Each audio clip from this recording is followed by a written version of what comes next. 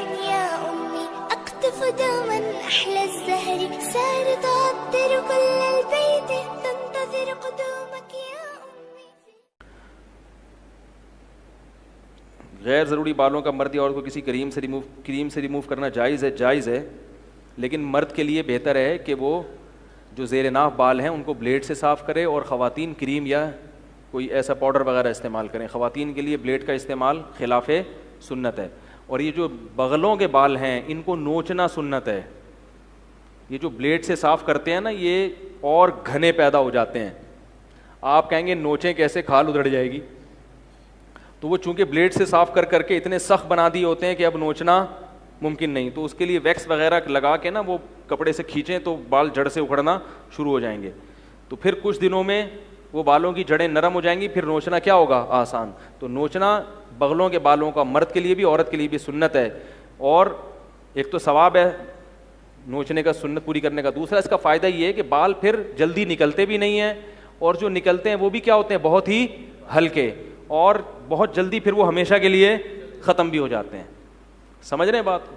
جبکہ بلیڈ سے اگر بغلوں کے بال صاف کریں گے تو وہ اور زیادہ بڑھتے چلے جائیں گے, پورا تھائی لینڈ کا جنگل بن جاتا ہے.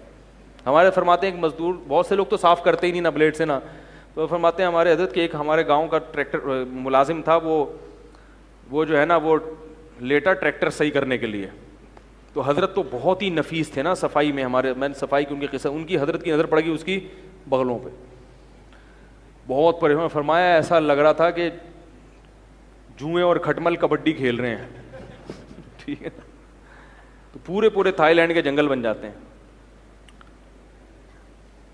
تو صفائی کیا کرو اللہ کے بندو, بہت ضروری ہے یہ.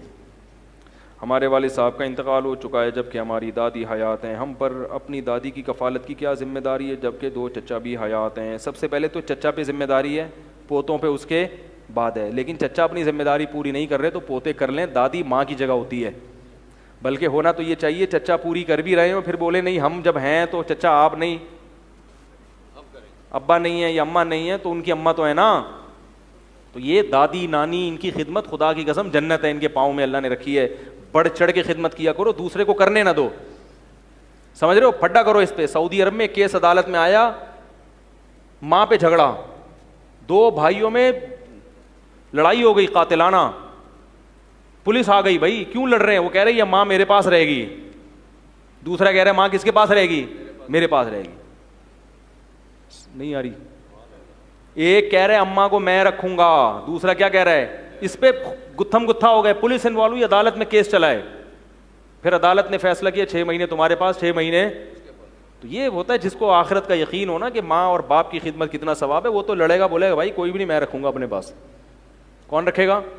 میں رکھوں گا. ثواب ہے, بہت بڑی فضیلت ہے. ان کو دیکھنا حج عمرے کا ثواب اللہ نے رکھ دیا بھائی, تو اس سے بڑی کیا فضیلت ہوگی.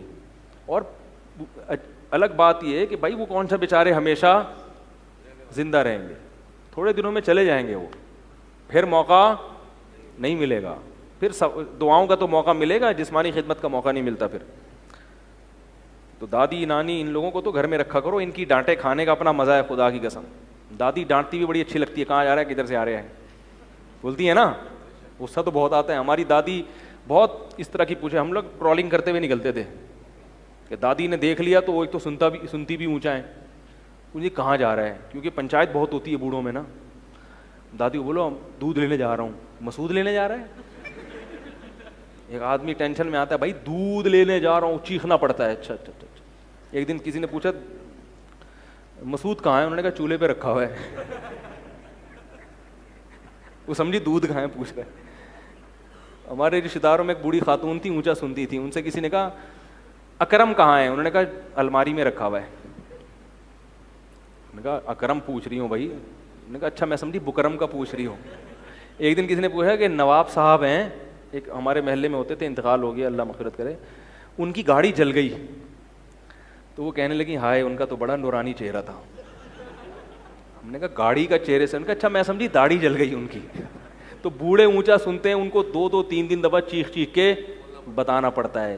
لیکن جب بوڑھا دنیا سے جاتا ہے تو گھر کی رونق اور برکت ختم. تو بوڑھوں کی یہ چیزیں برداشت کیا کرو, کیونکہ تمہارے اوپر بھی کل بڑھاپا, یہ جوانی کی جولانیاں سب کی ختم ہو جاتی ہیں. کمر سب کی جھک جاتی ہے, دانت مسکرانے کے لیے ادھار لینے پڑتے ہیں دانت کے. بھائی آج جتنے اداکار ہیں نا جو بوڑھے ہو گئے ہیں, یہ باقاعدہ 32 لوگوں سے ادھار لے کے آتے ہیں, یار آج فلاں جگہ خطاب کرنا ہے, تھوڑا سا 32 مل جائے گی, کرائے پہ مل جائے گی. صحیح ہے نا, تو ایسا ہوتا ہے. اللہ اللہ اللہ اللہ اللہ